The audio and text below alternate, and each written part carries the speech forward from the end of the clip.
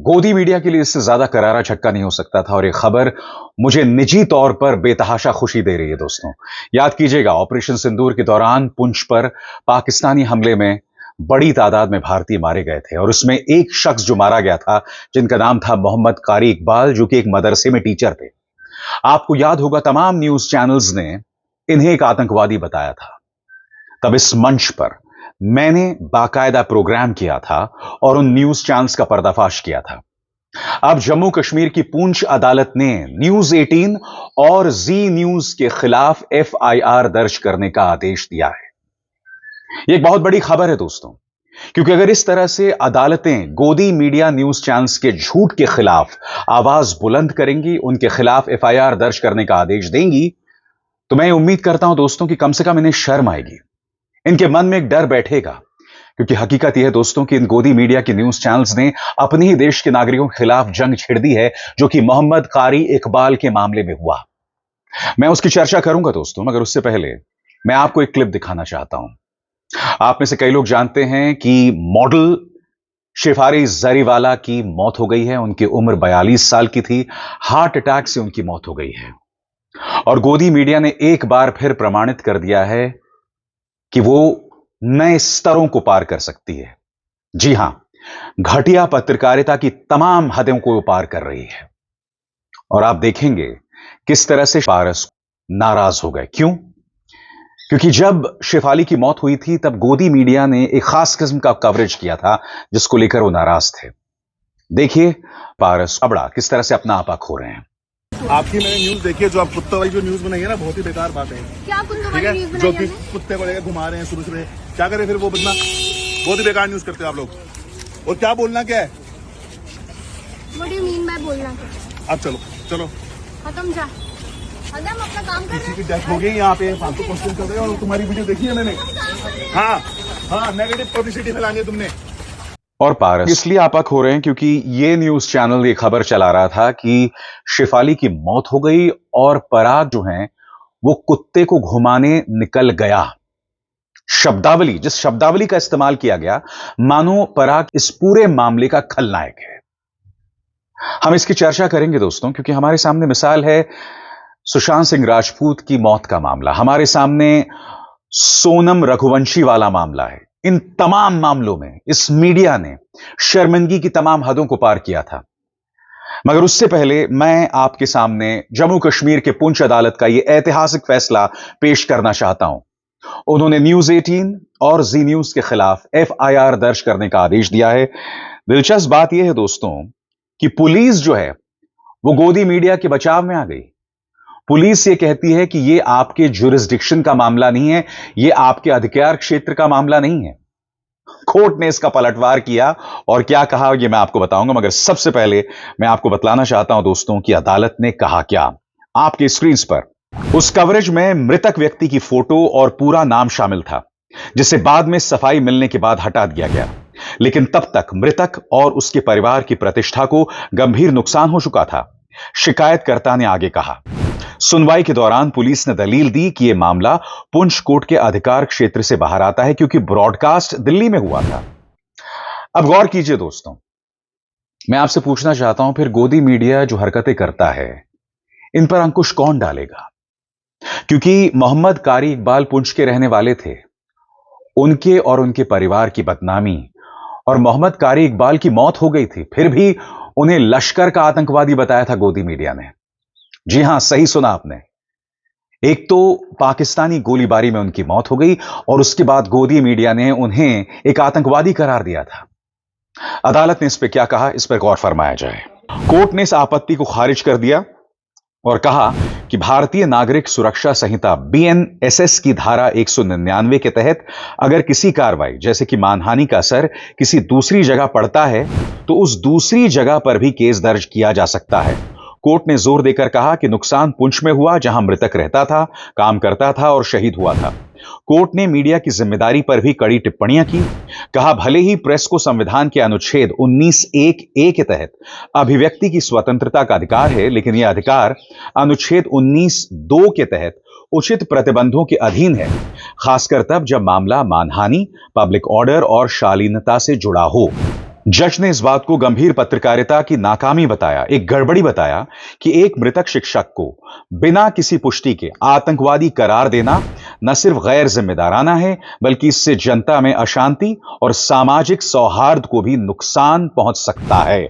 और जैसे कि कार्यक्रम की शुरुआत में मैंने आपको बताया कि निजी तौर पर दोस्तों, ये मेरे लिए खुशी का दिन है, क्योंकि आपको याद होगा ऑपरेशन सिंदूर चल रहा था। मैं एकमात्र वो पत्रकार था जो पुंछ में मारे गए लोगों की आवाज को बुलंद कर रहा था, क्योंकि उस वक्त हम पाकिस्तान को जवाब दे रहे थे और कोई भी सरकार से सवाल नहीं पूछ रहा था कि ये जो लोग मारे गए हैं पुंछ में, इसकी जवाबदेही किसकी है। और सबसे बड़ी बात, मोहम्मद कारी इकबाल, याद कीजिएगा मैंने अपने मंच पर उनके लिए किस तरह से अपनी आवाज बुलंद की थी। सुनिए। एक टीचर जिनका नाम है कारी मोहम्मद इकबाल, जो कि जामिया ज़ियाउल उलूम पुंछ में पढ़ाते हैं, वो मारे जाते हैं पाकिस्तानी गोलाबारी में।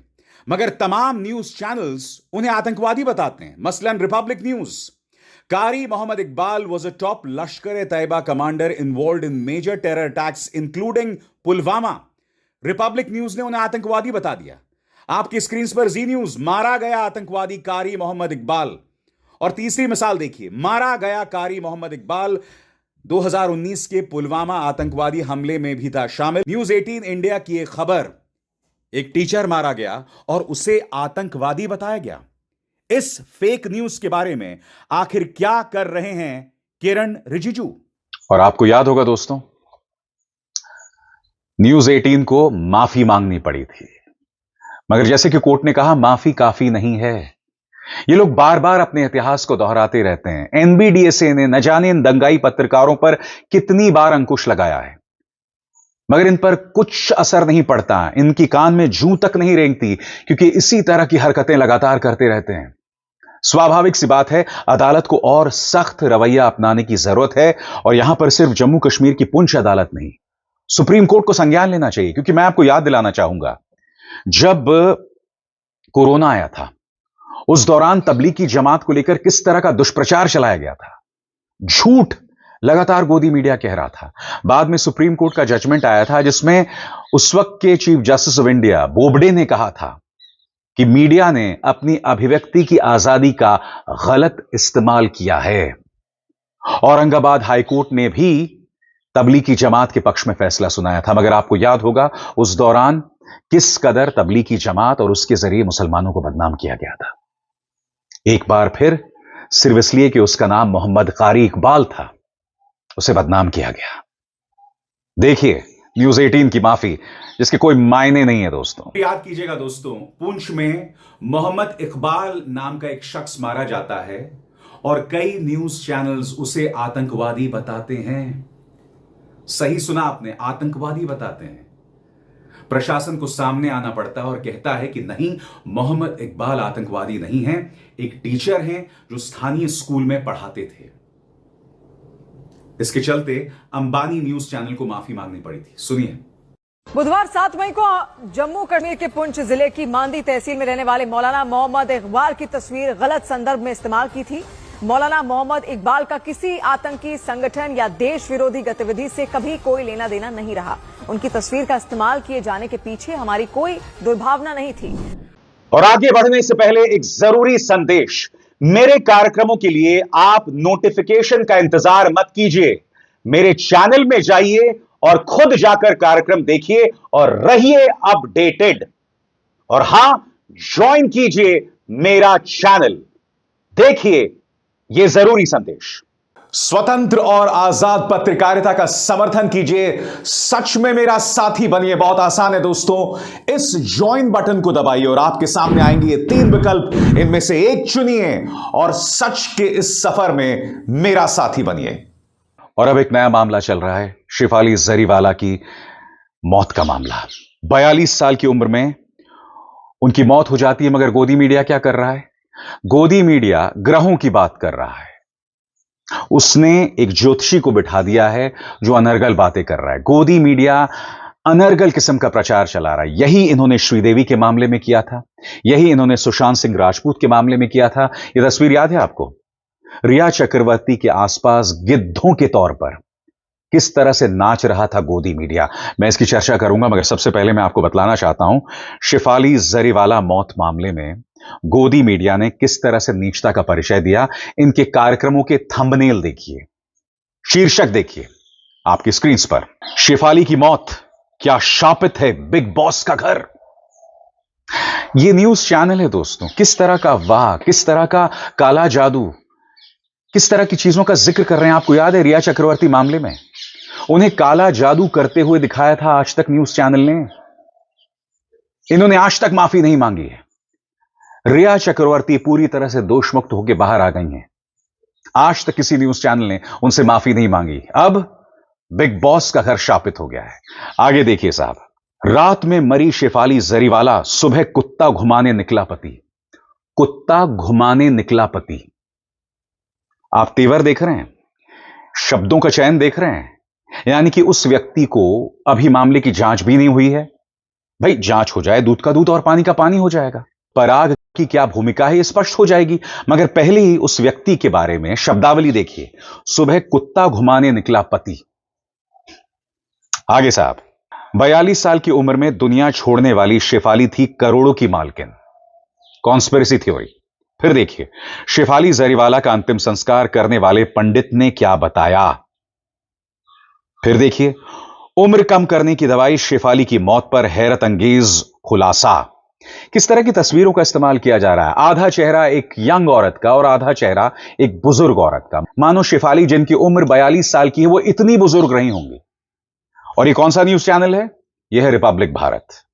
ताज्जुब नहीं होना चाहिए। फिर देखिए, जवान रहने की चाह बनी मौत की वजह। अभी से इन्होंने अपना जजमेंट दे दिया। फिर देखिए साहब, शेफाली की अचानक मौत का एस्ट्रो कनेक्शन। 3 ग्रह खोलते हैं मौत का राज। और यहां पर इन्होंने किसी ज्योतिषी को बिठा दिया और वो ज्योतिषी जो है अपना आधा अधूरा ज्ञान दे रहा है। यह हो रहा है पत्रकारिता के नाम पे। फिर देखिए साहब, मौत से पहले शेफाली जरीवाला ने कौन सी दवाई खाई। शेफाली जरीवाला की अकाल मृत्यु के लिए ये 3 ग्रह हैं जिम्मेदार। इस शख्स ने की थी भविष्यवाणी। अरे साहब, ये जो शख्स भविष्यवाणी कर देते हैं, फिर ये बड़ी बड़ी जो दुर्घटनाएं होती हैं उसकी भविष्यवाणी क्यों नहीं करते। यानी कि उड़ीसा में जब ट्रेन हादसा होता है तो उसके बारे में ये धीरेन्द्र शास्त्री भविष्यवाणी क्यों नहीं करता। अहमदाबाद में प्लेन हादसा होता है, 260 लोग मारे जाते हैं, तब ये लोग इसकी भविष्यवाणी क्यों नहीं करते। ये सवाल है ना दोस्तों। फिर ये लोग अब जाकर सामने कैसे आ जाते हैं कि मैंने भविष्यवाणी की थी। अरे कौन सी भविष्यवाणी? तुमने अगर भविष्यवाणी की होती तो शायद शेफाली बच जाती। आगे देखिए साहब, शेफाली को दवाई देने वाला कौन, पति ने क्यों मोड़ा था मुंह। जैसे मैंने कहा ना, यहां पर पराग को लगातार एक खलनायक के तौर पर पेश किया जा रहा है। एक जमीन तैयार की जा रही है। फिर देखिए, 2 शादी, मां बनने का अधूरा सपना, दिल तोड़ देगी शेफाली की कहानी।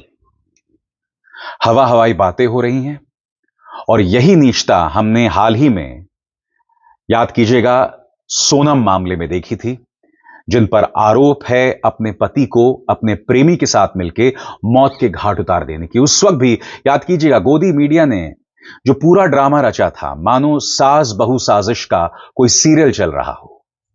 किस तरह से दोनों मांओं को परेशान किया जा रहा था। यानी कि सोनम की मां को भी, आरोपी की मां को भी, और जो युवा मारा गया था उसकी मां को भी। और मैंने अपने मंच पर इसका पर्दाफाश किया था। अगर आप भूल गए हो तो एक बार फिर मैं आपको दिखाना चाहता हूं। देखिए, अब मैं आपके सामने एक और मिसाल पेश करना चाहता हूं आज तक न्यूज चैनल का। इनफैक्ट सिर्फ आज तक न्यूज चैनल नहीं, कई न्यूज चैनल्स ने इन्हें आपस में भिड़ा दिया। सही सुना आपने, दोनों माओं को आमने सामने खड़ा कर दिया, मानो ये बहुत बड़ी उपलब्धि पेश की जा रही थी, मानो कोई सीरियल चल रहा है। देखिए आज तक न्यूज चैनल में क्या हुआ। एक दोनों माएँ हमारे साथ हैं। हमारे साथ उमा जी जो राजा रघुवंशी की माँ हैं वो हैं, राज कुशवाहा की माँ भी हमारे साथ हैं। अगर आप एक दूसरे से कुछ पूछना चाहें, कहना चाहें। पूछना चाहती हूँ राज की माँ से कि राज को सोनम से शादी करना था तो उसको इतना बड़ा कदम नहीं उठाना था सोनम के कहने पे। नहीं दीदी, वो भी मेरा बच्चा जैसे था, जैसे मेरा राज बच्चा, वो राजा भैया भी मेरे बच्चे जैसे थे। अब मैं क्या बोलूँ, कभी राज ऐसा नहीं कर सकता। अगर राज कभी उसकी शादी की जिक्र नहीं करा, मेरी बहन, मैं आपसे किसकी कसम खा के बोलूँ, कभी मेरे से वो नहीं बोला। इन गोदी मीडिया के न्यूज चैनल्स में थोड़ी सी भी करुणा, थोड़ी सी भी शर्म नहीं है। यहां दो मांओं को आपस में भिड़ा दिया गया है। एक मां जो अपने बेटे की हत्या से पूरी तरह बिखर चुकी है और दूसरी मां जिसका बेटा आरोपी है, वो पहले से अपमानित महसूस कर रही है। वो समझ नहीं पा रही है कि उसकी जिंदगी ने ये कितना क्रूर मोड़ लिया है, मगर ये लोग चटखारे लेकर कवरेज कर रहे हैं। मैं फिर पूछना चाहता हूं दोस्तों, इन लोगों पर लगाम क्यों नहीं है? कब तक इस तरह का कचरा चलता रहेगा पत्रकारिता के नाम पर? मैं हर बार ये मुद्दे उठाता रहता हूं और आगे भी उठाता रहूंगा, क्योंकि ये पत्रकारिता नहीं है, ये इंसानियत के खिलाफ इन पत्रकारों ने जंग छेड़ रखी है। ये नीचता है और नीचता की तमाम हदों को पार करना है, बार बार, लगातार, हर बार। ना सूचना और प्रसारण मंत्रालय कुछ करता है, क्योंकि देखिए ये हैं अपराध से जुड़े मामले। याद कीजिएगा ऑपरेशन सिंदूर के दौरान इसी गोदी मीडिया ने किस तरह से भारत की नाक कटवाई थी। दुनिया भर में हमारा मीडिया जो है चर्चा का सबब बन गया था और उन्होंने इसी तरह से भारत की नाक कटवाई थी। अब यहां पर यही हम देख रहे हैं। कब रुकेगा यह तमाशा? यह सवाल है, इस पर विचार कीजिएगा। अभिसार शर्मा को दीजिए इजाजत। नमस्कार।